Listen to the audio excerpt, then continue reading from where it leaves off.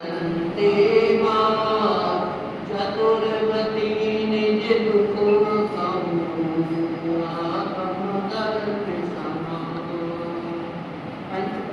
भगवान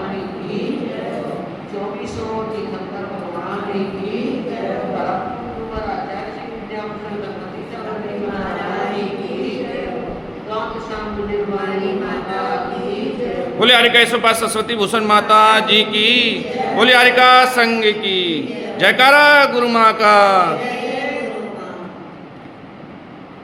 अब बस मेरी बंधुओं, मेरी करुण कहानी के माध्यम से सप्त तत्व के भूल के अंतर्गत हमारा अब विषय चल रहा है कि हम मिथ्या को किस तरह से अपने जीवन में अपनाए हुए हैं। अग्रहित मिथ्यात्व के संबंध में 7 तत्वों की भूल तो हमने समझी कि हमारे जीवादि तत्वों के प्रति क्या भूल बनी हुई है, और वह भूल हमारी आज की नहीं अनादि की है। उसके साथ साथ हम गुरु कुदेव और कुधर्म पर श्रद्धा करके ग्रहित मिथ्यात्व का भी अर्जन कर लेते हैं। तो उस ग्रहित मिथ्यात्व के संबंध में कि वह कौन से देह हैं जो रागी द्वेषी हैं, खोटे वेश धारण किए हुए हैं, स्त्रियां जिनके शांत में हैं, अनेकों प्रकार के वस्त्र आभूषण से जो अपने आप को अलग से अलंकृत हैं और ख्याति लाभ पूजा की चाह में फंसे हुए हैं, ऐसे वह देव एवं गुरु वह कैसे हैं? खोटे देव हैं। देव तो वास्तव में उनकी परिभाषा आप आगे पढ़ेंगे कि वही है जो वितरागी सर्वज्ञ और हितोपदेशी हो। वितरागी से मतलब जो 18 दोषों से रहित हो और सर्वजगत का ज्ञाता हो और इसके साथ साथ भव्य जीवन के हित का उपदेश देता हो। आपको मालूम है रानी चेतना सम्यक दृष्टि नारी थी। राजा श्रेणी अपने जीवन में कई बार भटके, परंतु रानी चेतना बचपन से ही सम्यक दृष्टि थी। जब राजा श्रेणी ने छल पूर्वक रानी चेतना से विवाह कर लिया, क्योंकि राजा श्रेणी बौद्ध धर्म के अनुयायी थे और एक सम्यक दृष्टि नारी कभी भी वह जिन धर्म के अलावा दूसरे धर्म को स्वीकार नहीं कर सकती। वह वितरागी प्रभु को ही अपना प्रभु मानती है, निर्गत गुरुओं को अपना गुरु मानती है और जो श्यामबाग में जिन वाणी है उसको भी वह अपना शास्त्र मानती है। तो ऐसी परिस्थितियों में जब राजा श्रेणी एक व्यापारी बनकर के उसी महल के बगल में ठहरे और उन्होंने लेकर के बड़े भक्ति भाव से पूजा की, उस नकली जैन बनकर के, और बाद में चेतना के लिए वहां से एक प्रकार से कहे भगा करके ले आए। उन्होंने चेतना से जब रिहाई हो गया, अब जब चेतना को सही स्थिति मालूम चली तो वो बड़ी अपने आप में दुखी हुई, किंतु फिर भी अब क्या उपाय था? अब तो कोई उपाय था नहीं, क्योंकि भारतीय नारी जिसका एक बार पति रूप में वर्ण कर लेती है उसे चाहे कितनी भी समस्याएं परंतु वह वहां उसे छोड़ नहीं पाती। तो यही हुआ। अंत में राजा श्रेणी को उसने अपने मन में ठान ली कि इनको भी मुझे सम्यक दृष्टि बनाना है, इनका भी मेरे लिए उद्धार करना है। अब वो कैसे राजा श्रेणी को विश्वास दिलाए जिन धर्म के ऊपर? कैसे? कुछ ऐसे उपक्रम तो उसे करना पड़ेंगे कि ताकि वह यहाँ से हट करके और उसकी श्रद्धा सही श्रद्धा बने उसके। तो उसने एक दिन दिखाने के लिए प्रत्यक्ष में, क्योंकि बौद्ध साधु अपने आप को सर्वज्ञ कहते हैं, वस्त्र और आभरण पहने हुए भी और वह अपने आप को सर्वज्ञ कहते हैं, खाते पीते सोते उठते बैठते सब कुछ क्रियाएं करते हुए भी, और वह अपने आप को सारे लोक में प्रसिद्ध करते हैं कि हम तो सर्वज्ञ हैं। अब रानी चेतना ने सोचा कि इनके लिए मैं प्रत्यक्ष कराऊं कि ये सर्वज्ञ है या नहीं है, या आप भी कहीं असत्य के का पक्ष लेकर के और भाड़ में अपने जीवन को बर्बाद कर रहे हैं। अरे गुरु कम से कम ऐसा हो, देव ऐसे हो कि जो हमें उपल नाव की तरह ना हो, जो हमें पत्थर की नाव की तरह ना हो, कि वो स्वयं संसार में डूब रहे हो और हमारे लिए भी संसार में डुबा दे। गुरु तो काठ की नाव के समान होना चाहिए, देव काठ की नाव के समान होना चाहिए, जो स्वयं तर करके पहुंच गए हैं, तर लेकर के जा रहे हैं, तो भाई हमें भी तरा करके ले जाए, ऐसे होना चाहिए। तो रानी चेतना ने एक उपक्रम किया और किया कि एक दिन सभी बौद्ध साधुओं का निमंत्रण कर दिया उसने। सारी कथा आपको मालूम है कि बौद्ध साधुओं का निमंत्रण करने के बाद में उन्होंने कैसे उनकी असर्वज्ञता की सिद्धि की। चमड़े की जूतियां पीस करके उनके भोजन में मिला दी और वो ये भी नहीं जान पाए, जबकि सर्वज्ञ तो 3 लोग त्रय काल का ज्ञाता होता है। जब ये कहा तो वह बहक गए, क्रोध में आ गए, तो सर्वज्ञ के क्रोध आदि दोष भी नहीं होते हैं, क्रोध आदि से वह मुक्त होता है। सर्वज्ञ बनने के पहले ही जो वितराग पथ पर चल रहे हैं, क्रोध आदि कसाएं तो उनकी भी शांत हो जाती है। वो भी अपने और पराये का भेद ना करते हैं, किसी से बैर भाव नहीं रखते हैं। अगर शत्रु भी आ जाए, दुश्मन भी उनके लिए आ जाए, उपसर्ग करने वाला भी आ जाए, तो भी वह उसका बुरा नहीं मान करके उसके प्रति द्वेष बुद्धि नहीं रखते हैं। और अगर मान लो कोई उनकी सेवा करने के लिए भी आ जाए, तो उससे वह मित्रता का भाव भी नहीं रखते हैं, दोनों में ही मध्यस्थ भाव रखते हैं। अर्थात वह राग द्वेष से बहुत कुछ अंशों में परे होते हैं।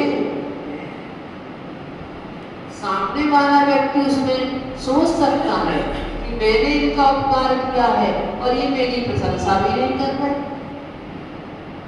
जैसे कि श्री कृष्ण महाराज ने जब गुरु महाराज के लिए दवाई में लेकर के सारे नगर में लड्डू औषधि के बंटवा दिए थे, मुनिराज का रोग समझ हुआ था।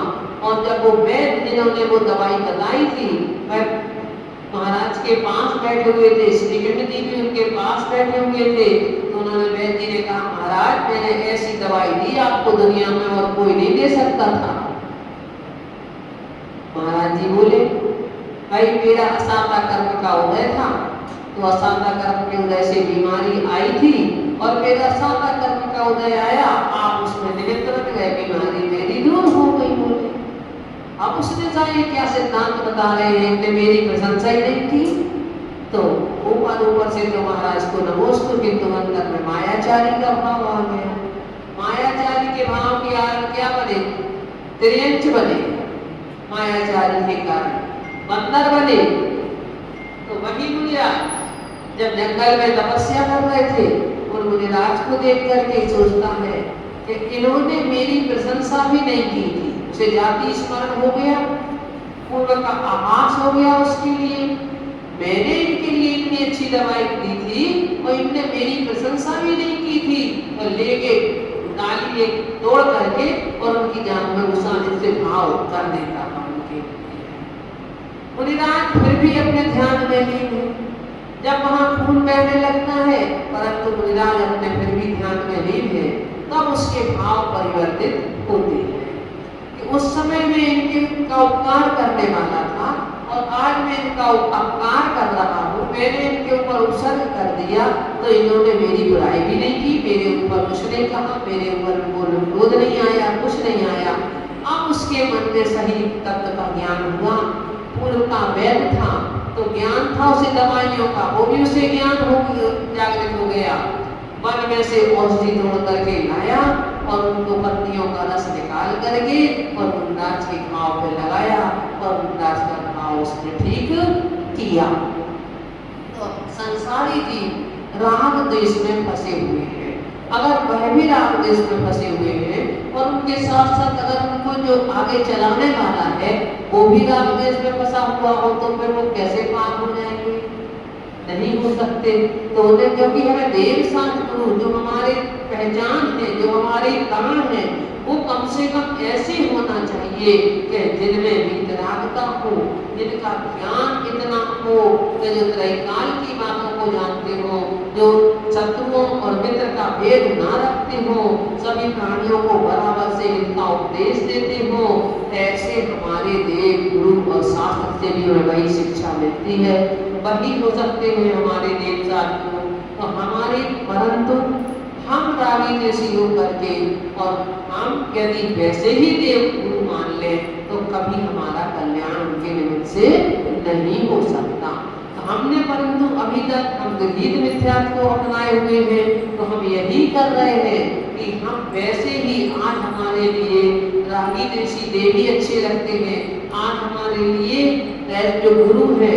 हम लोग पंजाब में आ रहे थे, जब पंजाब का बिहार चल रहा था, तो एक जगह रुके, एक महिला जो जैन संप्रदाय से नहीं थी अंदर में, वो आई हमारे पास रोने लगी। उसकी बेटी थी 13-14 साल की उसके पास में। हमने कहा क्या हुआ? बोली मेरी बेटी को माता जी ये बीमारी है कि इसमें खूब ब्लड नहीं बनता, ब्लड खत्म होता जाता है इसका। पहले मेरे लिए कई दिनों 15 महीने भर में चढ़वाना पड़ता था, 2 महीने में चढ़वाना पड़ता था, अब तो मुझे 15 दिन में इसको ब्लड चढ़वाना पड़ता है, इसको खून बिल्कुल नहीं। बोली कि मैं एक बार एक कोई तांत्रिक होगा उसके पास भी गई, मेरे पति ने मैं और बेटी को ले गए। तो वो बोला आप कल अकेले आना। बोले तो मैं आपके लिए उपाय बताऊंगा। बोले माता जी उसकी निगाह मुझे अच्छी नहीं लगी तो मैं नहीं गई। बोली मैं और कुछ कर पाती हूँ या नहीं कर पाती हूँ, किंतु मैं अपने शील धर्म का पालन करती हूँ, इसलिए मैं नहीं गई। उसकी निगाह ही मुझे अच्छी नहीं लगी, मैं नहीं गई तो उसने पता नहीं कुछ ऐसा कर दिया जब से हमारा व्यापार भी बिल्कुल ठप हो गया। तो अब ऐसे में व्यक्ति को दुख तो होता ही है। तो वह व्यक्ति होने लगी। कहने का तात्पर्य ये है कि यदि गुरु में ही राग और द्वेष इस तरह का होगा तो वह हमें कैसे त्याग सकते हैं? वह तो हमारे लिए जरा जरा में नाराज हो जाएंगे, जरा में हमारा हित करने की सोच लेंगे, जरा में हमारा अगर खुश है तो हित करने की सोच लेंगे। तो ऐसे अब शास्त्र की बात है कि वह शास्त्र हमें कौन ही हमारे लिए सच्चे शास्त्र हैं। तो हमने गुरु तक की बात और भगवान की बात तो कल हमने भगवान की बात पढ़ ली थी, कुदेवों की बात हमने पढ़ ली थी। अब आज हमें उस शास्त्र की बात पढ़नी है। रागी द्वेषी रजत शास्त्री में नित्य पढ़े पढ़ाए थे, उपन्यास अश्लील कथा पढ़ पावन भाव नसाए थे। विषय लोलुपी रागी क्रोधी पाखंडी गुरु पाकर के, उनकी शिक्षा में अपनाई सदगुरु को विसरा करके। रागी और दोषियों के द्वारा जो लिखे हुए शास्त्र थे वो ही मेरे लिए अच्छे लगे, और इसके लिए जैसे उपन्यास है, अश्लील कथाएं हैं जिनसे हमारी अंदर की विषय वासनाएं भड़कती हैं, जो हमें पापों की ओर प्रवृत्ति कराते हैं, ऐसे ग्रंथ पढ़ करके ही हमने अपने जो पवित्र भाव हमारे थोड़े बहुत थे उनको भी हमने खत्म कर दिया, और हम इसी तरह से राम द्वेष क्रोध आदि भावों को अपने आप में लगे रहे। तो गुरु कैसे थे? जो विषय लोलुपी रागी क्रोधी, जो विषयों के लोलुपी रागी क्रोधी पाखंडी ऐसे गुरुओं को पा करके मैंने उनकी शिक्षा अपनाई और मैंने अपने सदगुरु को बिसरा दिया। अपने जो सदगुरु हैं उनकी ओर मैंने ध्यान नहीं दिया, उनकी शिक्षा को मैंने नहीं माना। किंतु आज क्योंकि देखो प्राय करके लोगों की बात हो गई है कि जहां उनका काम बन जाए बस वही उन्हें पसंद है। जिन भगवान के पास बन जाए वो भगवान उन्हें पसंद है, जिन गुरु के पास बन जाए वो गुरु उन्हें पसंद है, वही उनके लिए अच्छे है। किंतु यह कोई परिभाषा नहीं है देवता गुरु की। ये माथा हमारा कैसा है कि नारियल नहीं है सर, उसको जहाँ चाहे आप फोड़ दो। ये माथा हमारा झुकना चाहिए, तो जहाँ सच्चाई हो, सत्यता हो, वहाँ ही झुकना चाहिए। देखो पद्म पुराण में दृष्टांत आता है कि उन्होंने नियम लिया था कि मैं वितरागी गुरु को छोड़ करके, भगवान भगवान को छोड़ करके और किसी के लिए नमस्कार नहीं करूंगा। किंतु राजा की नौकरी करते थे तो राजा को नमस्कार करना तो जरूरी था। कैसे होता? और राजा सम्यक दृष्टि था नहीं, तो उन्होंने लेकर के अपनी अंगूठी में भगवान की रूप बनाई। तो अपना ये सोच करके, उनका ध्यान करके जब राजा को नमस्कार करे तो अपना भगवान को नमस्कार कर ले अपने मन में। आखिर अगर कोई थोड़ा सा हटके चलता है तो उसके विरोधी भी कम नहीं होते, उसके विरोधी जरूर उत्पन्न हो जाते हैं। तो उसके विरोधियों ने, वहीं राजा के लोगों ने राजा को शिकायत कर दी कि ये आपके लिए नमस्कार नहीं करना है। अब राजा कहाँ ये पसंद कर सकता है कि मेरा अधीनस्थ, मेरा कर्मचारी और मेरे लिए नमस्कार ना करे? राजा तो कभी भी इस बात को पसंद नहीं कर सकते। तब उन्होंने लेकर उसका राज्य छीन लिया, सब कुछ कर लिया और उसे बंधन में बांध करके नगर के द्वार पे डाल दिया। आखिर लक्ष्मण और राम जब वहां पहुंचे विहार करते हुए, वनवास गए, उन्होंने उनको मुक्त किया और पुनः जो उजड़ी हुई जो नगरी थी उसके लिए पुनः उन्होंने बसाया। तो कहने का मतलब ये है कि ऐसे ऐसे अपने नियम को पालन करने वाले लोग हुए हैं जिन्होंने अपने राज्य की भी परवाह नहीं की, जिन्होंने अपने जीवन की भी परवाह नहीं की, किंतु अपने नियम को सर्वोपरि। किंतु हमने तो क्या किया कि जहां हमारा काम बना, कहते ना मेरा काम बनता बाढ़ में जाए जनता, तो बस मेरा काम बने और तो वही हमारे लिए, वही हमारा माथा झुक जाता है, उन्हीं की विनय, उन्हीं की भक्ति हम करने लगते हैं। तो ये हमारा सम्यक दर्शन नहीं है, ये हमारी सच्ची श्रद्धा नहीं है। आज उनसे काम बन रहा है, कल उनसे अगर कोई काम नहीं बनेगा तो कोई हमें दुश्मन लगने लगेंगे कल के दिन फिर से। आज बन रहा है तो आज अच्छे लग रहे हैं, कल के दिन नहीं होगा तो कल फिर कोई दुश्मन हो जाएंगे हमारे।